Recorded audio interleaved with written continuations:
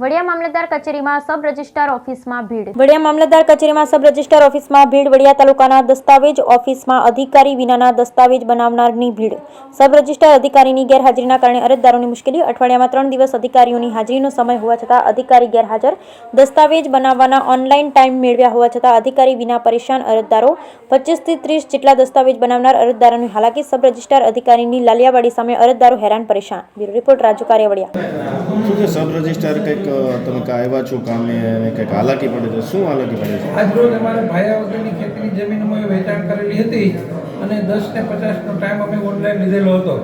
અત્યારે અમે 10 ને 50 પહેલાંના આવી ગયેલા છીએ, છતાં અત્યારે 11:30 પોણા 12 જેવું થવા છતાં હજી સબ રજિસ્ટ્રાર સાહેબ આવ્યા નથી.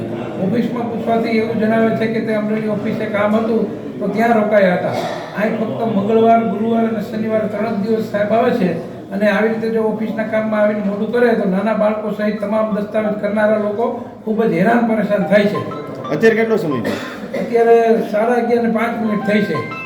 નિયમ 10:30 વાગે સાહેબની ઓફિસે આવી જવાનું હોય છે. સર કેટલા લોકો હેરાન થઈ જાય છે? લગભગ 25 થી 30 જણા છે. શું નામ તમારું? એનુભાઈ શું આજે વડિયા દસ્તાવેજ કરવા માટે ક્યાંથી આવો છો? મોવૈયાથી થોડુંક વિગત થઈ ગયો કોણ કોણ આવ્યા છો હું છે? અમે 5 જણા આવ્યા છે. જમાઈ છે, ભત્રીજો છે. 10:30નો ટાઈમ હતો, 11:30 થઈ ગયા, હજી કોઈ હાજર નથી. બેન માનસીબેન, ક્યાંથી આવો છો? અમે દેવડી કુંભાજીથી આવીએ છીએ. શું શા માટે હતા વડિયા? અમે દસ્તાવેજ કરવા માટે આવ્યા હતા. 10:30નો ટાઈમિંગ છે. 11:30 થી હજી કોઈ આવ્યું નથી. શેનો દસ્તાવેજ છે તમારે? જમીનનો હતો. તમે એકલા જ આવ્યા છો? ના, અમારા ફેમિલી છે. આઈ રહ્યા જો આ બધા